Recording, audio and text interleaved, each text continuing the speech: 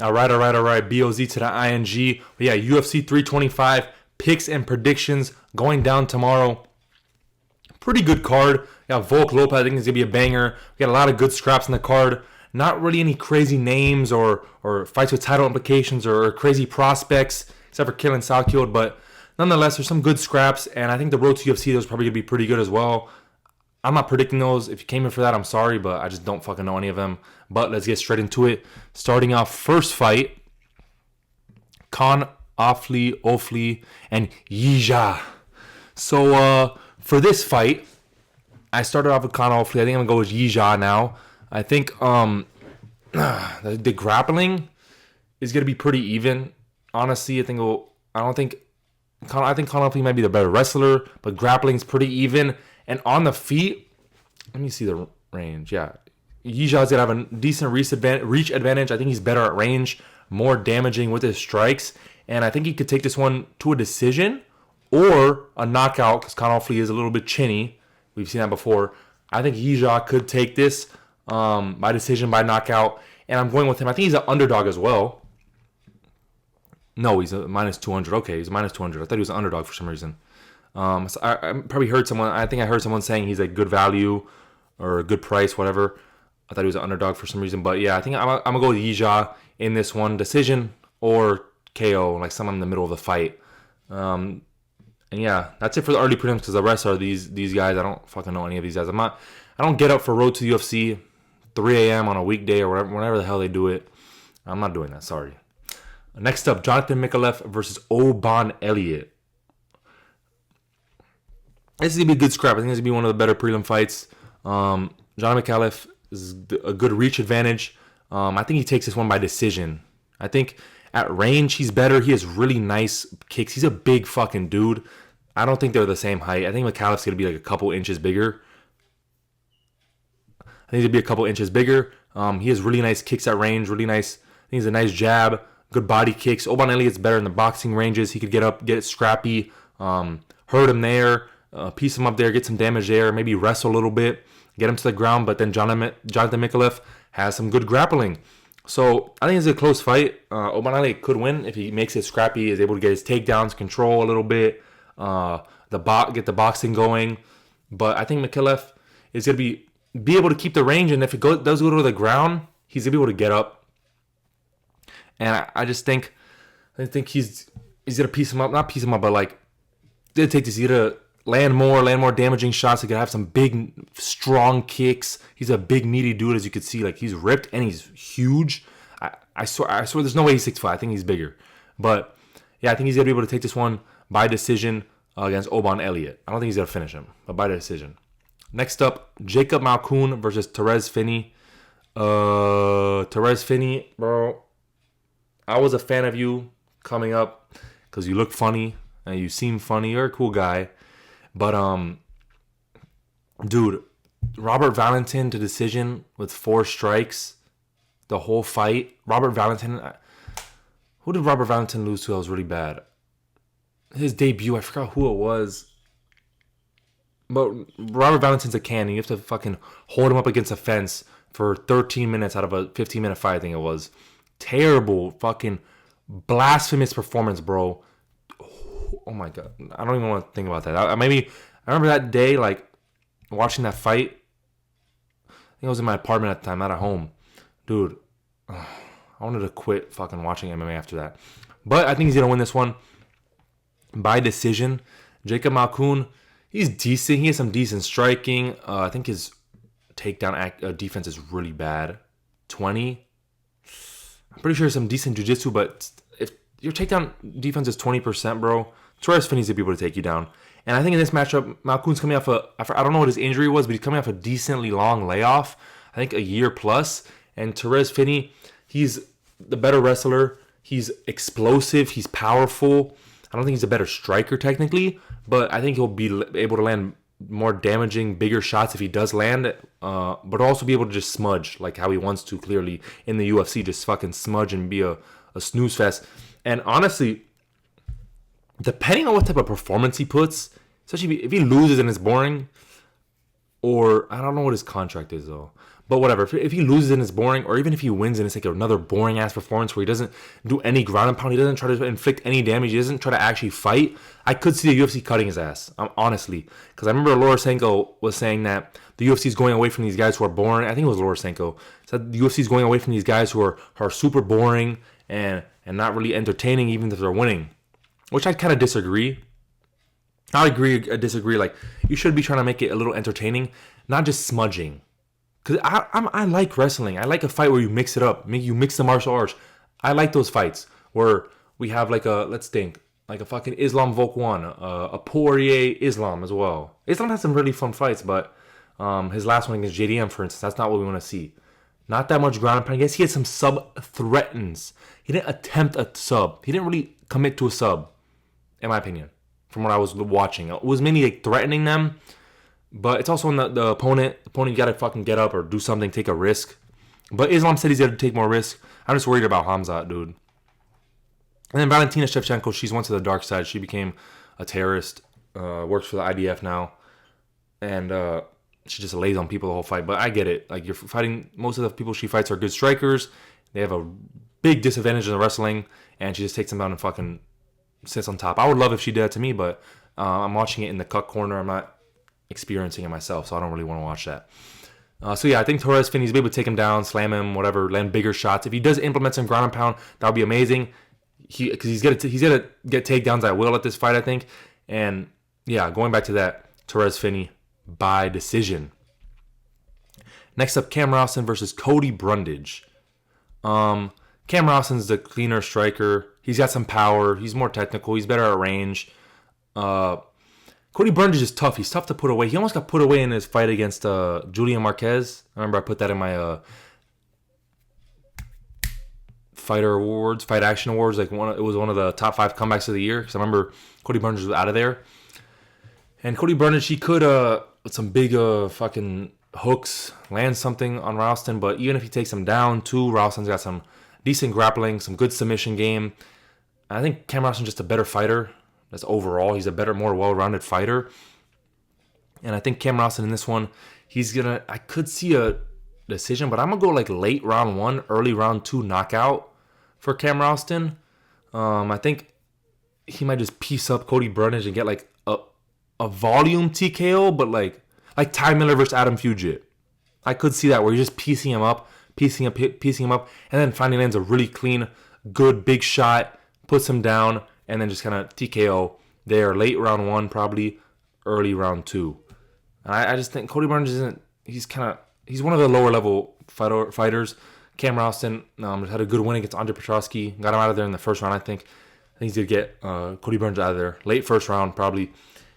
Next up, we got the headliner prelim. Billy Anacona is going to fucking destroy Junior Tafa on the ground. Junior Tafa's got some good kicks, he's a kickboxer, of course. He's got some good power. He could hurt you with the hands. Billy Anacona has showed an ability to fight at range. He's got some nice kicks. I think he fights from a southpaw stance. He has some nice kicks to the body. Maybe get those going, but let's see his grappling. What's his takedown accuracy? 25%. I mean, he only had, 3 fights? His last fight, he fought Zachary Reese, was it? I think Zachary Reese might have moved up. Was it him? Let me see. But yeah, I think Billy Anacona, he's able to take this to the ground because Junior Tafa has no fucking defense, dude. And when it comes to ground game, like, he got fucking submitted by Taco Tacos. And Taco Taco said his MMA... Oh, Kevin Christian. Who the fuck is that? Oh, it's that guy from Contender Series. So yeah, I think it was a rear naked choke. But yeah, I think Billy Anacona... I mean, Junior Tafa got fucking subbed by Tuco Tucos, whatever the fuck his name is. I click on this? No. Okay. So yeah, I think Billy Anacona's will be able to take this down, sub him in the first round.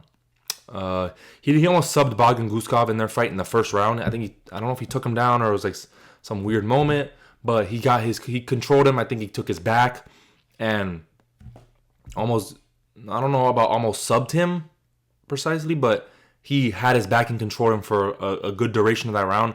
And Bogdan Guskov is a much higher level than Junior Tafa. I think Billy Anacona is going to get this to the ground, sub him, rear naked choke round 1, maybe round 2 if Tafa survives. But I think round 1, Billy Anaconda sub. I think that's a very easy pick, in my opinion.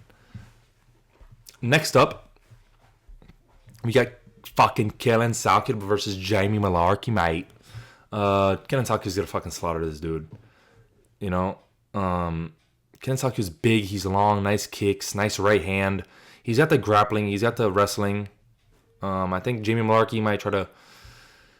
I don't know, honestly, because if he comes forward, he's fucked. If he stays outside on range, I think he's gonna get caught eventually. But I think it's just a lamb to a slaughter, bro. Like, Jamie Malarkey's chinny. He's been knocked out a bunch of times. He got fucking knocked out by Volk for Volk to get in the UFC. I'm pretty sure. Kellen Salkid, just, I mean, it's short notice. He's supposed to be a wrong Jew, but they bring in another guy, a ginger. I think he's classified as a ginger. So it does count as another minority because he did Indian, Israeli, or Jewish, whatever you want to say. Then Middle Eastern.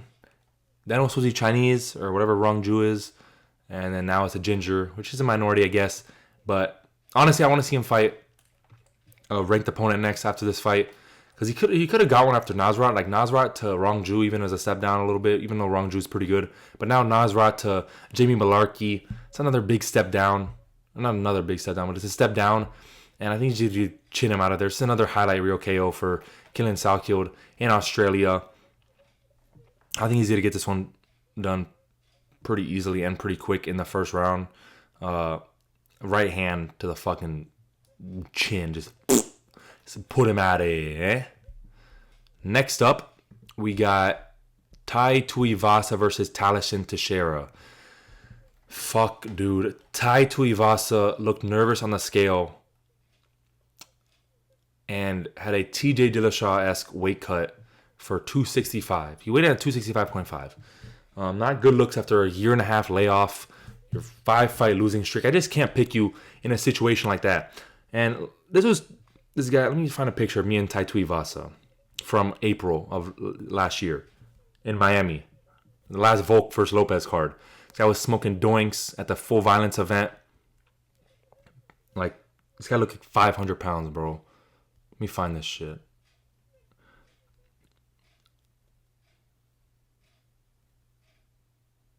Where are you, fatty? I don't know if you guys could see this. I'm not sure. I don't have like a second monitor, but hey, let's see that. My boy Tai Tuivasa, and I'm a big dude. I'm 225 pounds, probably there like 215, 220. Now I'm 225, but he's definitely double my size, double my weight, bro. At least, not at least, but it looked like it. Yeah, I just think he's gonna have to back Talashin Teixeira up to the cage. I think land a big right hand, something like that, which Derek Lewis was able to do. That's why he backed Talashin Teixeira up. Landed that huge looping fucking hook, whatever it was, and then sat him down. And Talashin Teixeira recovered a little bit. Obviously, he tried to climb up the cage like the fucking spider on his chest. But dude, this is the nastiest matchup in the UFC could make. Because if you ever but I don't fight. I play basketball. But if you ever been around like big, hairy dudes who sweat, like when they sweat, it's not a regular sweat. Usually, regular sweat is just like liquidy. It's like you move off of them. But dude, some of these big dudes like this that are hairy, you rub against them, it's like a fucking gel or like a goo. Their sweat. Oh, maybe it's big white dudes. I don't know about these guys from like New Zealand or Australia area, but these big white dudes and they're hairy and you rub against them, it's like fucking goo. It's so nasty. I had a kid in high school that I used to like. He was on my team, and we were both big men, so we used to go against each other in practice, dude. It was like torture every time. I felt like I was gonna just, it was just nasty, bro. Like just rubbing against this gooey monster. Like, I don't want to think about that. But that's what Tai Tuivasa, and then Talashin Teixeira, like he just looks so like trashy. I don't know, just like the flabby, the skinny fat, the tattoos. Like, I'm sorry for ranking these guys, but I'm supposed to be giving you a breakdown, but. I got Talashin Teixeira round 1 TKO, late round 1, early round 2, I think. It'll be hard because Tai Tuivasa's got a good chin. He's one of those big motherfuckers like that. Good chin. And Talashin Teixeira, he hasn't shown like crazy power, but he has ability to hurt him. He has ability to hurt anyone. This is heavyweight. He's not like some crazy rangy guy, but he could get in the clinch, and in the clinch, that's where he's gonna work well against Tai Tuivasa, unless he just fucking gets bullied.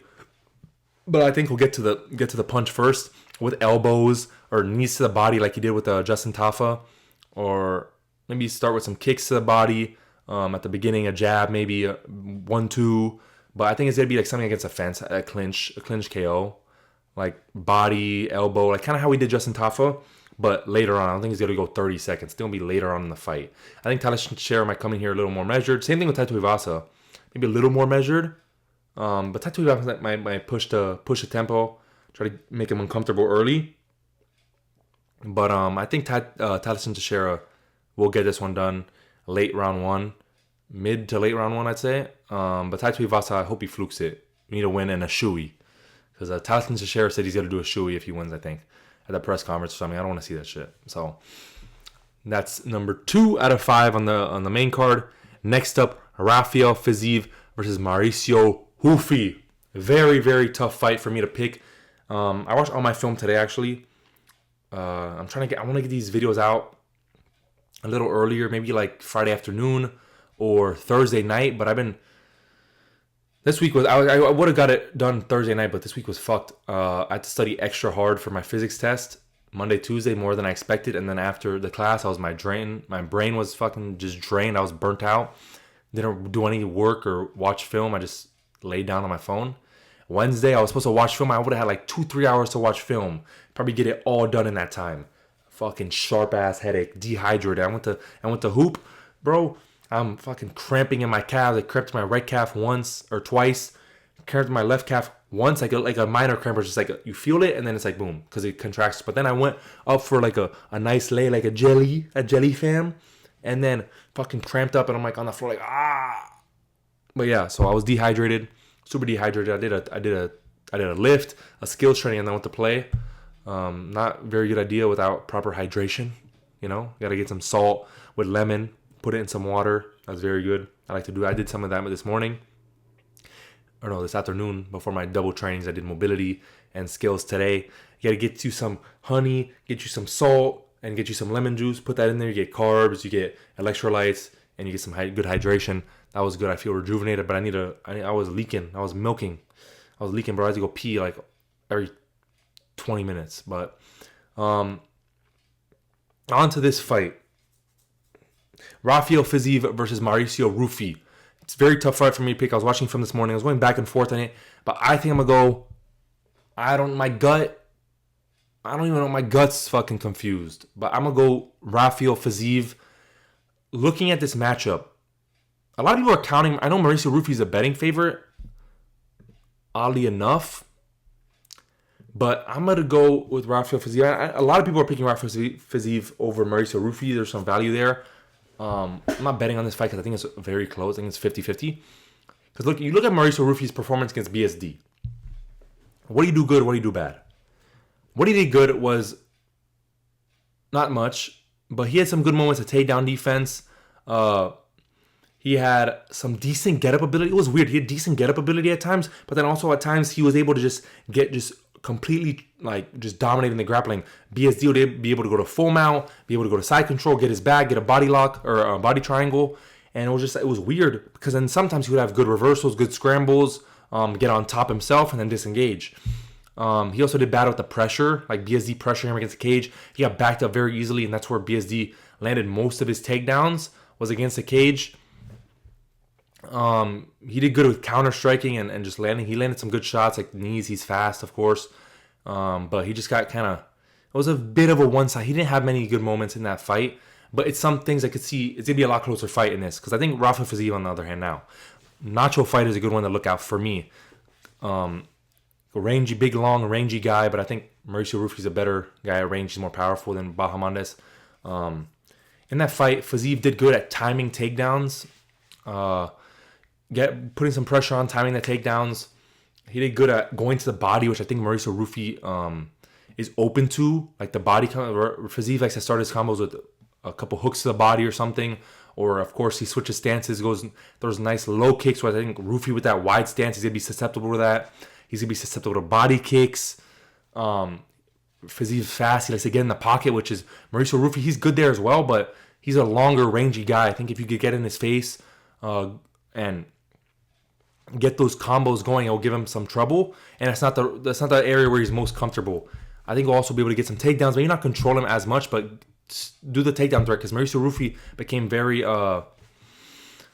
hesitant in the fight with BSD due to the takedown threat, but also I think it's the submission threat as well, the grappling, because you go down there, it's different when you have a submission threat compared to like a guy who's just gonna kind of hold you and maybe do some ground and pound. Fiziev has good ground, like decent ground and pound, nothing crazy, nothing like finisher killer, and I think Fiziev, the part that worries me is because Fiziev's, he's not as good as a grappler or dangerous as a grappler. His wrestling's not as good as BSD. And in the third round, when Bahamondes actually let his hands go, he was landing very, very good. A jab, 1-2. Mauricio Rufy is very good with both of those. Mauricio Rufy is the kicks, but I think Fiziev's got to be able to get out of there. So I think, because Fiziev likes to start a little, not slow. He won the first round against Justin. Fiziev, it takes like a half a round for him to get going, I feel. If I remember correctly from watching the Bahamondes fight, I think it was about half a round when he started to get going. So I think it's like a 29-28 decision. Fiziev wins early on. Maybe Rufy wins later. If he's still breathing. Like, not breathing, but not gassed. If he still has energy. Because Mauricio Rufy has slowed down. So has Rafael Fiziev. So I don't think we'll see a heavy wrestling approach from Fiziev. But I think he will take it to the ground. And even in the striking exchange, I think he'll win a lot of those. So I think Rafael Fiziev, with a mix of striking and grappling, he's going to win this fight by decision. Next up, co-main event, Dan Hooker versus Benoit Saint Denis. Fuck, dude. Dan Hooker is like a deer in headlights when any sort of offense is coming his way now. It sucks, but all the wars, all the damage, it fucks with your brain, dude. Like, your brain, shit degenerates. He's got some hard-ass tattoos. Those sleeves are both really nice. This is not the greatest, but this shit on his chest is hard. And these are my favorite, some of my favorite tattoos in the UFC. These shin ones, woo! Those ones on the knee gotta hurt, but the ones on his like foot to shin, that's so beautiful. Shout out Dan Hooker. I fuck with Dan Hooker. His tattoos and shit. Fun fighter, but I just don't think against like grapplers and wrestlers like BSD. Like BSD is not the level of striker, wrestler, grappler, explosive, like athlete as Arman Sarkarian, but I think the way Dan Hooker is a rangy guy that's like not good at keeping range. He like does a thing where he's like, I think BSD's will be able to land body kicks on him, get up in his face. Dan Hooker could land some like nice big hooks, big meaty hooks, sit Benoit down, but I don't think Dan Hooker doesn't have crazy power, but he's long, so it generates a lot of force. And yeah, I just think like Dan Hooker easy money, you know. I think Benoit saying does he get like a round 1 sub, because Benoit is good at taking your back. He's also good at that head and arm choke, like the arm triangle. I think he could get one of those. I think Arman got that as well, arm triangle, like very easily though. I just think Benoit is obviously slower, less athletic, less technical of a striker than Arman, but I think we'll be able to kind of do the same things that Arman did to Dan Hooker, just kind of pressure him, take him down, because Dan Hooker's shown improved ability in his wrestling, grappling, but I just don't, like, that's not a guy I trust to beat Benoit. He could make it a scrap and it could go to decision, but I'm going to go like round 2 sub for Benoit Saint Denis. I think round 2 is where I'm going to go with this one. But Dan Hooker could make it a scrap. He could say he does have good takedown defense, he wins this fight. But that's a big ask for me, for Dan Hooker. I just feel like he's going to get taken down, he's going to get out-grappled. Yeah, so I think Benoit Saint Denis, round 2 sub, maybe round 1, but also a decision. I wouldn't be surprised seeing that. I think it would be sub or decision. No KO for Benoit. Man, yeah, I just think Dan Hooker, and he's coming off a lot of damage, a quick turnaround. How many improvements can you make in that time? Now for the main event, Alexander Volkanovski versus Diego Lopez. Volk is just too good for this motherfucker. Look, I just watched the first fight today. It was a bit more one-sided than I remember. I thought it was like one of those closer 49-46, but Volk clearly won like rounds 1, 2, 3, and 5. not clearly. He won 1, 3, and 5 clearly. 2, I gave to Volk, but Diego Lopez did have the knockdown, but didn't really do anything after. It was just a flash knockdown. Volk looked fine. 4th round, Lopez did have a good moment, but it was from Volk getting injured. Not injured, but his eye was bothering him. He's like running around the octagon, and Volk is literally running around the octagon like this, and Diego Lopez can't fucking cut him off. I do not think Diego Lopez has the ability to improve that drastically against a guy like Alexander Volkanovski, who's the king of adjustments. We saw it in the Max Holloway fights. Adjustment after adjustment after adjustment. You fight the same guy 3 fucking times. You beat him the first time, okay. Who has more room for adjustment? The guy who you beat. Next up. Wait, sorry. I get a call. No. Okay, sorry. So king of adjustments, like I was saying, like even with Max Holloway being able to adjust, it was way better than Diego Lopez. Not as dangerous, but way better. Volk still beat him 3 fucking times. Especially the 3rd fight was crazy. But going into what I saw in the first fight, Volk, good jab, good kicks, good amount of wrestling. I want to see even more. It is dangerous because you may turn that into a clinch or a boxing exchange. But the thing with the boxing exchanges, not the clinch. The clinch, Diego won those. They didn't have many, but the boxing exchanges, Volk won a majority of those. He landed better. He landed more accurately. He landed more powerful, and he landed way more. He was to the punch first. He looked like he speed mocked Diego Lopez in that fight as a fucking old ass. You know? So I think that even in the boxing exchanges, Diego Lopez didn't do that good against Volk. I watched it this morning. Diego Lopez wasn't landing that clean at all. Volk was landing way more clean. Rocked Diego twice or a couple times in the fight. But going into this, I think Volk could implement a more kick-heavy game plan. He did really good with those kicks. He's better at range in this fight. He might be even better in the boxing ranges. Diego Lopez is just more dangerous in the boxing ranges. Volk is better in the boxing. Diego's more dangerous. That's what I saw. Because Diego has the power. And if he goes to the ground, Volk is fine. He's fine on the ground. Like, it's not a problem. You know? He's stronger. He's more physically imposing in the grappling and the wrestling. I think there's a couple options for Diego.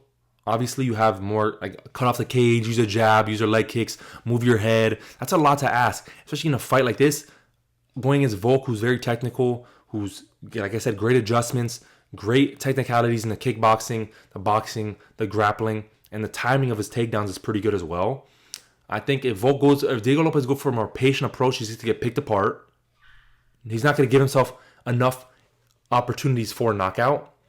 But if Diego Lopez goes for a more aggressive approach, he gets himself more opportunities for a knockout, but I think more opportunities to be taken advantage of in the grappling. Because we saw Volk, when he really got Diego down and got him on his back, Diego Lopez likes to throw up subs and shit. Volk beat the fuck out of him on the ground. I don't think we'll see a ground and pound TKO. But I think if Diego Lopez comes in here a little more aggressive, like more calculated but more aggressive, we're going to see Volk be able to take him down, beat him up on the ground, and maybe even tire Diego Lopez out. Diego Lopez is a very big, strong, explosive guy. Throws with a lot of heat, ill intention, and I think he maybe tires out later in the fight. He did go 5 rounds very well, though, in the first fight. So I'm not betting on him gassing out.